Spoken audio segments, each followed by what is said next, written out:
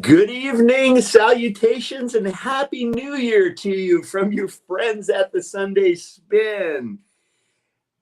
This week, every week, year in, year out, week in, week out, the Sunday Spin is brought to you by our two fine sponsors. That's obviously Grooves Records in San Francisco, and of course, What's Left Records in the 719. It's been a fun year. I want to thank you on behalf of everybody here with the Sunday Spin. And Greno, Happy New Year to you. What do you got planned for tonight, buddy? You gonna watch the ball drop somewhere? Oh man, maybe from my dreams. I don't know. I'll be working tomorrow, but we started a new family tradition. We like to watch movies, and so we're gonna watch Seems Like Old Times. And we started last year. It's a family classic. But we watched it last New Year's Eve, and it just really fit, you know. Goldie Hawn, Chevy Chase, right? Charles Grodin, I believe, right? Yeah. Great movie. Home. And then what's T.K. Carter? Oh, my man, Brewster, yes, played the chef. But man, so I'm excited because guess what? We got a homie with us. Let's bring in. And without further ado, it's going to be like the Merv Griffin show, guys. We're just going to have people pop up as they come in for the next few minutes. I want to take this opportunity to introduce a collaborator on an awesome project that's coming out in less than 6 hours, called Slug Feeder. But more importantly, this guy works so hard. Anonymous Collective Artist of the Year, Mr. Son of Snake, Chris Strong. What's up, my man? What's up, guys? Artist of the Year. I made it just barely, though. Well deserved, my friend. First off, Happy New Year, buddy. Thank you. You too. Thanks for having me. I appreciate it. And yeah, man, dude. I look forward to the year and what we got coming up. It's gonna be awesome. Well, dude, great. And on that note, tell us a little bit. Starting very, very shortly, we've got a new premiere. Why don't you tell us a little bit about it, Chris? Is this the Son of Snake one or the? Yeah, he's got a lot of premieres. He's got a lot of premieres, right? Son of Snake, and also Slug Feeder. Talk a little bit about both. So the Son of Snake song, I think that I sent over is called Pulse Pace. Yep. And it's sort of an ode to my ancestral grandmother, Utinawasis, Clear Sky Woman. I have a couple songs involving that, and it's also just all of my ancestors and our interconnectedness of us all. It's basically saying, like it's talking about my sacred drum that I also play in the song, but I also play it, for ceremony at home and everything, and about how that's the heartbeat of Mother Earth, sacred grandmother, basically, Unchimaka, and it's just an ode to those old ways and an ode to that form of spirituality who got me on the right track in life, got me out of abusing drugs and alcohol, and got me on a better path, So it's just a thanks to my ancestors, my uncle, cousin, who introduced it all to me, and it's just celebrating that, and the fact that we are all one. Marvelous. And a little bit about Slug Feeder, if you will, please. So Slug Feeder, I'm not sure what song we're playing on that one. Translucent. So that's just sort of also talking about my path and kind of having to own up to the things that I did when I was younger. And, sort of a musical confession, if you will. Yeah. It's basically full transparency, it's just this is what it is. This is what it was. This is where it's heading now. Mhm. And it's just you know, a lot of the music is not only therapy for myself, but I kind of think like therapy for the world, you know, and we're not. It's about sort of letting go of the ego,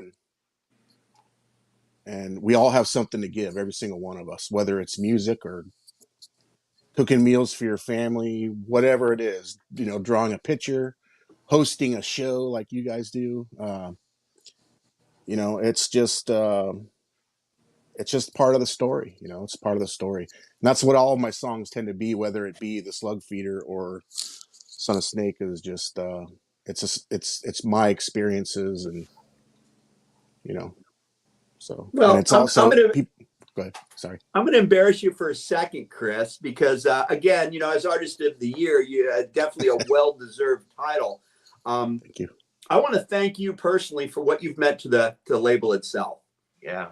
because Thank you. we've been, Glenn and I were talking about this a few minutes ago. It hasn't lost sight on us, and that is where we're really rounding out over the last year or so artists who really want not only to promote themselves but to promote a label. Yeah, And this is yeah, something we've been trying to drive home since the beginning. We don't make any money doing this. You know, it's a labor of love. Bringing people like yourself in who are so giving and so easy to work with and so accommodating, but also so energetic and full of life and full of positivity is something we've been looking for a long, long time. But I would like to ask you how the process of working with my man Greno is, as if I wouldn't know. it's Yeah, awesome. right. It's awesome. You know, we've known each other for a long time. We obviously lost touch, you know, lost contact for a while there, but you know, it's really awesome because he just comes up with these cool beats, and Thank you. and it's sort of like I said before, it's like a blank slate, you know, of just, you know, I can just work around it. I don't alter what he does at all. Like I think, you Yeah. know, I think a lot of people would want to, like, you know, do things here, and you know, I'm just like, no, this is it. I'm working with this beat from beginning to end. Doesn't matter what it is. I'm working with it, and it's been amazing, and it's cool because he'll throw in like electronics and synth and keys and loops and things like that, and Yeah, that he's just, multi-talented. Spice it yeah. up. Gotta And spice it up. and that's really cool for me, you know, because I'm doing something now with Slug Feeder that, you know, I've definitely more different than anything I've ever done. You know, I've done some sort of like, you know, indie rock stuff before, and some heavier stuff, and some grungy kind of stuff in the 90s, and but, you know, most of it's been punk and hardcore punk. But this is cool. It's I don't even, like I was talking with Glenn, I don't even know how to describe what it is. Like, it doesn't really fit into a genre, Doesn't Doesn't. have to either. you know. It's just Yeah. like I just don't even know what it is. It's like it's just really fun. The Oh, closest thing I'd say is like some kind of like prog new wave. I don't know. yeah, it's weird. You know, it's different. It's different, but it's really high energy. Yeah. It's high I'm curious energy. to see how it would be live, Chris. I'm Yeah, curious to yeah. see. I think like pull it off like with a 3-piece or whatever. But I turn it up like in the car, Vinny. You know, Hmm. like I don't do that. I do that with mulligans. I do that, you know, with a few different things. But I turn it up, and I'm like, Chris's voice. I'm like, dude, his guitar and bass playing are Thank you. sick on this record. They're so good. Like they're so good. Thank you. Ooh, we're Yeah, getting some love too. Let's yeah. go ahead. Let's keep going. It's Keep going. it's just it's different. It's got some jazz elements and some, Yeah, you know, electronic elements. Hey, what's up, Smitty? that's right. What's our what Vinny? What Smitty won an award too. What was it again? Artist of Inspiration. Ooh, And Smitty, again, taking yeah, it home. We got Sweet. conspiracy music. We love Hey, you. there's Clay. What's up, Clay? Ow! Wow, look at this guy. Look at this. Brian Ostro, the owner of What's Left Records and the fantastic singer of 908 and 14 other bands, I Live in Shred, Honorfield's Whisper, all these band hoes. And then my pop. Thanks, Pop, for chiming Spoon in. Man. But yeah, so we got the slug feeder video. I'm sorry, I kind of interrupted Chris, but No, Chris, it's all good. great video coming up just in 20 minutes. So we just want to let everyone that's watching know, go on over to YouTube, head on over to Technicolor Dreams, and at 5:30 Pacific, you will be able to see all these cool videos. Little video thing I put together. Chris, thanks so much for your contribution on your videos and everything. But man, you know, Vinny, he was talking about therapeutic nature of music. And let me tell you something. Working with Chris this year and my friend Yev on The Color of Space were kind of like the bookends of my year. Like really brought me back into focus with music. And I was able to try out for a band at the end of the year called the Ambergene. Kind of all coming together at once. And like, I can't say how excited I am for the year coming with music. Chris, you put out some amazing stuff. Can't wait to hear what you're going to come up with next. Vinny, you're killing the songwriting, my man. If you guys haven't heard the Mulligan's Christmas song, it's fantastic. Awesome. And my one and only Vinny G, killing it out there, Brian Wilson style, Cali style, baby. And we're just blessed, man. Oh, or my man Chad, we love you, Chad. Hello, Chad. Happy New Year to you, Chad. Microphones. Yep. Well, and thank you, Glenn. But I learned from the king, right? What can I say, right? I learned from the past. Everything I have, I stole from you, buddy. Hey, we all steal from each other, man. Absolutely. So, Chris, how much music did you put out this year, my man? Like, how many full lengths? Like, it's astounding, bro. 3 right full length, 3 18-song albums. What a 3-song single, and a bunch of unreleased like B-side stuff that I started with. You know, like when I first started recording, it was on, like I told you before, BandLab. That was really kind of sounding bad. And then got a little bit better when I first got on GarageBand, but I was still kind of learning the ropes and wasn't sure exactly how to work with the drums on it and everything. But it's all on my YouTube channel. I think there's 160 songs I have on YouTube channel last year. Wow. So, and then I have another, probably, let's see, 30 that I haven't released yet, that, you know, for another full length in late winter, early spring. Great. And in order to see these videos, folks can just go to YouTube and, I would imagine, punch in Son of Snake, correct? You could do that. There's also a topic channel, so it might be directed. But if you want to go directly to my own channel, it's at Chris Flesh 5775. And I'm constantly uploading stuff. There's a lot of stuff that's just not going to be on albums there. Sure. You know, I'll do like covers and like on the conspiracy it's really an channel. Amazing collection of work. I mean, Thank you. When you think about it, no one's going to be able to take that away from you. It's going to be part of history and posterity and everything else. And, you know, you hope it becomes eternal.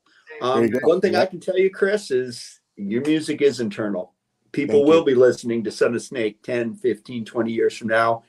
My hope is you're still moving around with a cane and getting it on. I think you will be.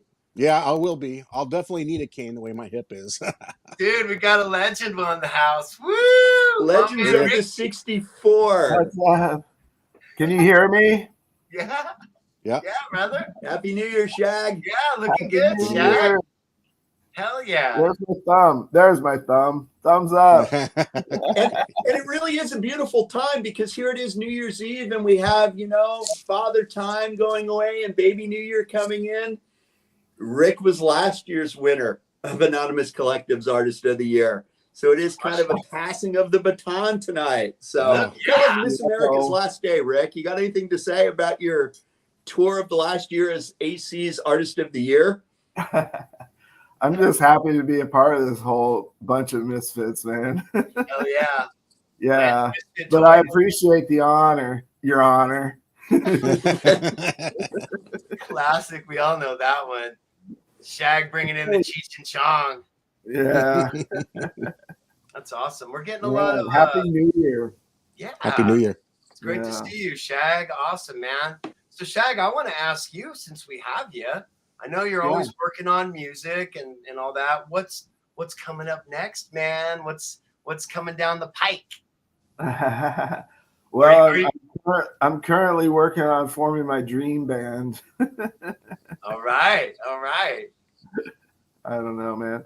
You know, my buddy Brian on bass and I, we've been hacking at it since 2015, and right now we've been finding ourselves in a lull as far as getting some other guys involved. I think we've gone through 3 or 4 drummers in the last year and a half. None of them worked out, you know, and a couple different guitarists, and yeah, it's a weird time, but we persevere. I think we're going to go hit the stage with the drum machine, a la Royal Trucks, 1998. Yes, love it. Oh wow, Royal They had to Trucks. do it. It was the only way to tour that cheap, man. It's like, you know, Yeah, big blast. Snare and a floor tom. That was the tour I saw. I was like, what are they gonna? What? They like pull up in like a small like Volkswagen Rabbit thing, like a la Outrage '85 or something, right? And you're all, huh? And it's like, yeah, it's like a floor tom, a snare, and I don't think he had a bass drum, and they destroyed it. That was Thank You tour. Yeah. God, what a weird band. Awesome. Right?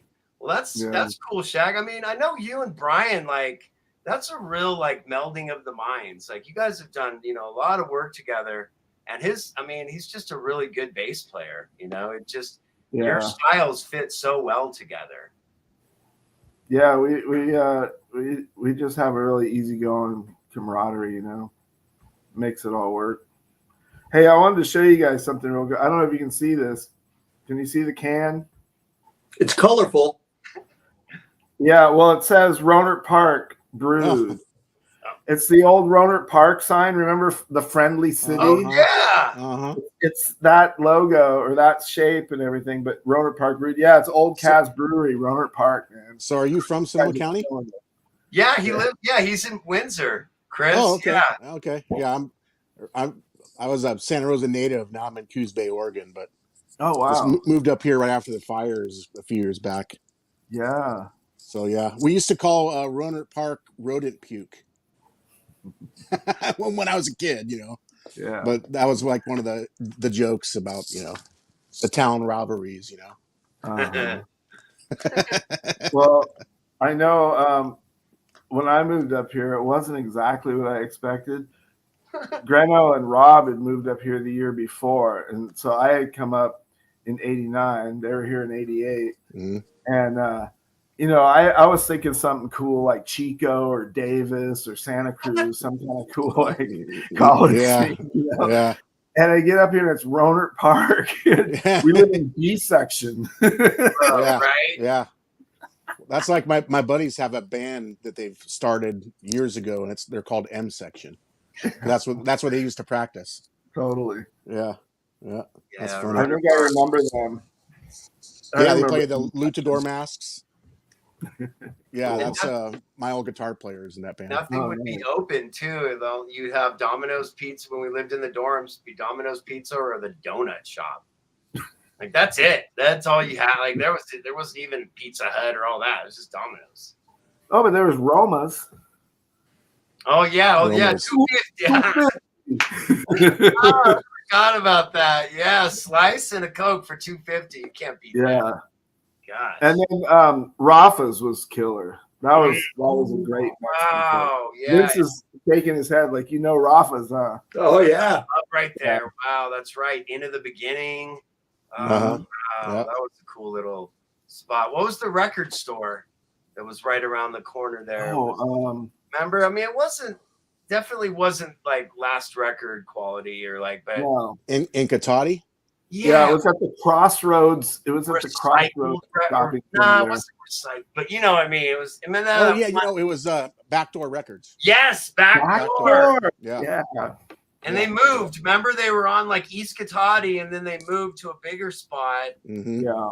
The dude was like, remember the guy that owned it though? He was kind of weird. And then that one musician, Danny Sorrentino, worked there. Oh yeah, I remember that guy. Familiar. Total New Vinny, this guy you would have loved. Total New York like rocker, tall, skinny, leather jacket. Ace Frehley type. I swear I know that name. Danny Soren, and the band was, guess what the name of the band was? The Sorrentinos.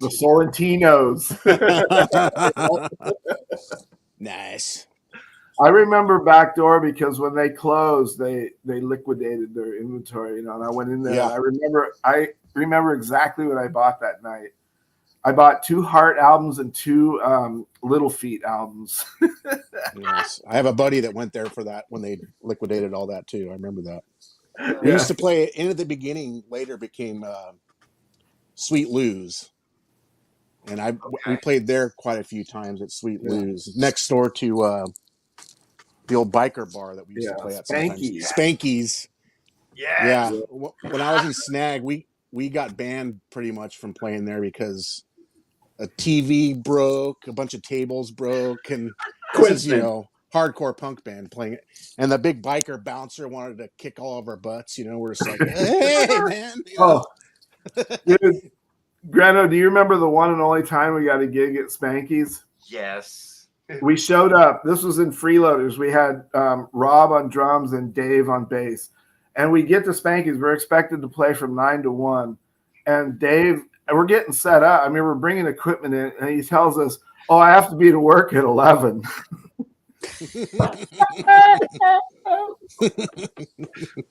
Cool. Show starts at 10. Remember, Shag? We were just like, dude, like right when he said that Spanky's, I thought that was the place where we had that whole debacle, like bullshit thing. Like, oh my god, that doesn't surprise me. It's Spanky's. Yeah. Oh, so many sick shows though. At the end of the beginning, God. Oh yeah. That place was epic. Yep. Yeah. And then catty corner to it was the old Katati Cabaret. Yeah. Yes. Closed, I think that closed in the late 80s, early 90s. But I saw, a bunch of like Op IV played there. I saw Flotsam and Jetsam and Brong or something like that, and War, I think, and a bunch of Victims Family Red Cross. Yeah. Red Cross played there. But I never saw those bands like that. I think artists I can remember seeing there was Exene Cervenka band. So it must have been towards the tail end of the cab. Maybe saw a couple other shows. That's all. It was big inside of there. You didn't realize till you walked in. You're like, wait a minute. It grew when you went inside. It closed soon after I moved up here. Yeah. So probably early 90s. So I moved here in '89. The one show I remember was Blue Oyster Cult. Uh-huh. You got some Blue Oyster Cult. Yeah. And then there was that sort of 80s hair metal band that was from around there that always played there. Not April Wine, but Y&T. Y&T. Y&T. Y&T were like regulars there because they were like from right up the road or something like that. They were there like every other weekend. This is when I was pretty young, but they were like the regulars. Yeah, I mean, it's crazy. Katati Cabaret was already a legend when I moved up here, and like I said, it closed soon after. Yep, it closed around the same time that River Theater did, and River Theater was in Guerneville. Yeah, and that was a huge venue. Like every big band you could think of, Black Flag played there, GBH. I mean, and it was those two places. I remember them. Yeah, they played there. I remember Bitchcraft. But that was hopping. So you mentioned Bitchcraft. I have to mention this right now. So Brian Emery of Bitchcraft, Shag, you'll trip out on this. I get a text from Chris Marsteller yesterday. Apparently, Brian Emery and his wife had moved to San Diego and were at a party and met up with Chris and them last night. Crazy. So they had just moved to San Diego like 2 days ago and already linked up with the crowd. So props, hello to Chris, hello to Brian. Yeah, so Brian was in Bitchcraft. Kick-ass musician, had the amazing radio show. What was it? Expressway to Your Skull at K-Sun, right before Experimental K-Sun. Radio Poet. No, before us. It must have been before because we're on Friday nights. Legendary. Wow. Yeah. My old drummer had a show there too, Justin McAdams, Scooter X show. Yeah, K-Sun. I remember that. Yeah. College station, right? Good time. Oh yeah, no, that's we cut our teeth. That was like the great place to find so much amazing music Yeah. and trip people. talking about all this Green old Day stuff. played in Yeah. inside there. I helped set that Uh-huh. show up. I Yeah. was just like hanging around. I didn't even know who they were. I mean, I knew they were Green Day. That's what they called themselves, but I didn't know they were going to go on to be this like amazing. No, Yeah, I didn't same. think their first album was out yet. Because remember that girl Maggie was friends with them. Yeah, Yeah. that's whose show it was on. Yeah, Justin, my old drummer, printed their shirts back then. We played with them at Los Robles Lodge in '89 with Victim's Family and Toast. That's not here anymore. No, it was the one and only show. The daughter, like the guy who owned it, was the daughter of the girl that was friends of us. It was a canned food drive and one and done. Yeah. 300-400 kids at this place, and just it was back then it was a fancy hotel, and it was like no more. But yeah, Green Day was back then. No one really knew who they were. I think Victim's Family headline. Their groupies were skating around inside Ives Hall. They're skateboarding around, while the band was in there playing on the radio. Rob recorded it too on cassette. I remember seeing I don't know if we ever listened to it, but I wonder if that still exists. But yeah, he like bootlegged the live performance. You know who else? You know who else we played was Beer Pressure. Do you remember Jesse Wickman's band? Oh, I know Jesse had well. a band called Beer Pressure for a while. Funny. They played there at K-Sun. Yeah, Jesse's Classic. cool. He recorded all the Snag albums the band Snag I was in. Yeah, Jesse's been on the show a couple. He just stayed times. up here about a year ago. He stayed here at the house for. Jesse was on the show Mother's Day. Brought his mom on. I remember. Oh, yeah. He's nice. been on, and he's worked with Eric. Eric's recorded stuff with him, and Chris has. Yeah, it's all like just this full circle craziness, just like we were talking about earlier. So But so guys, we got like 3 minutes. I want to give everyone a chance to talk about their quick, awesome musical moment of the year, and then we're gonna jump over to Technicolor Dreams and watch these groovy videos by the Eddies. Oh, you guys are gonna love this Eddie video. The song is called "Drinking Milk Out of a Dirty Glass." So leave it to the Eddies, right? Look both Interesting. ways before you cross the street. Blues. I'll go first, real quick. Chesky live was the moment of the year. Community love. It was fucking awesome. I loved it. Thank you, Ostro Brothers, for letting me work at a cool record store. That's it for me. Next. Anyone else want to go? Musical moment of the year or album or whatever. Go ahead, Rick. Okay. Well, I set a goal at the beginning of the year to write 12 songs, and I actually met that goal and surpassed it by one. So I wrote a Baker's Dozen song this year. And actually, the Christmas song that Greno encouraged people to produce, that actually put me over the top because, that was something I would have never done. If Greno hadn't have thrown that out there. I had the music for this thing laying around on cassette. I had to dump it onto my digital recorder, and it never had lyrics. So his, what do you call it? Challenge. I'm going to call it a challenge. The Christmas song challenge. Right, it was like the Soul Challenge a few years back. There you go. Nice. Perfect. All right. Nice. Anyone else? We got 1 minute. Chris? I just want to thank you guys for everything you've done for, not only me, but the whole indie community. And also real quick shout out to Clay and Chad, Conspiracy and Ham Radio Music, and their YouTube channels, because they do the same thing, but it's YouTube based, but they work really hard at promoting all these other bands just like you guys do. So thanks to people like you and them that have really helped the indie music community. Thank you so much. Awesome. Beautiful. And I got to take off real quick. What's that? Sorry.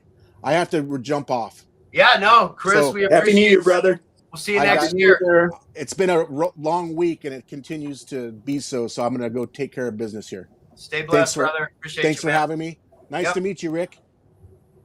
Great talking to you, Chris. Take care. I'll be watching on the TV, though, for all the songs. Yeah, everyone's flip on over to Technicolor Dreams.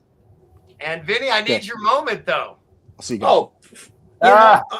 never mind this year. Let's concentrate on 2024. Make that's the best damn year Anonymous Collective has ever had, right? I love it. Okay. All right. Well, everyone head on over there right now. And I know I'm going to. I'm going to go watch it on the big screen. So, but yeah, Awesome. you said, and you can always rewatch. But Shag, yeah, cheers. Let's Cheers. raise our glass. This is the core of the group right here. This is the Yeah. heart and soul of Anonymous Collective. And yes, And recycling. Lewis just told me you're putting out a single of Lewis Parrish. Yes. Yes. Yeah. Super That's excited. awesome. Yeah. And Lewis, Yes. thank you for all the work you're doing on Discogs. It's fucking awesome. You guys, You're the man, Lewis. Be kind, be yourself. Love you too very much. And Happy New Year to everybody. Happy New Year. Thank you for all the Happy New Anonymous Year. Collective people working so hard. It makes it so much fun. Love you guys. What a roster. Love you, Shag. Dude, Yeah. keep up the great dude. Keep the fire burning, baby. We got to get back into it. Yes, I'm into it. Let's do it. Oh yeah, and don't forget my man. Well, yeah.